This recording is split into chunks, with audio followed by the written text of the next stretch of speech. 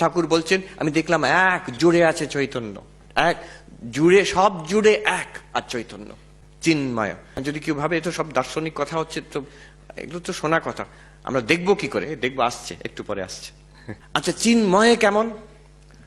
সবকিছু জুড়ে এক, সর্বব্যাপী চৈতন্য। ব্যাপী দু রকমের হয়। একটা হচ্ছে এই হল আছে, এখানে ধূপ জ্বেলে দিলাম, সর্বত্র গন্ধময় হয়ে গেল।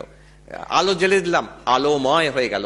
ওইভাবে কি যে একটা জগৎ আছে, সেটাকে ব্যপ্ত করে ছড়িয়ে আছে তার মধ্যে চৈতন্য, ওই রকম। That's one case. Or second case, এই যে table, there is a podium আর কাঠ। এখন যদি বলি কাঠময় টেবিল, এটা এমন নয় যে একটা টেবিল আছে আর কাঠটা তাকে ব্যপ্ত করে আছে, না, কাঠটাই আছে। কাঠ আর টেবিল একই জিনিস।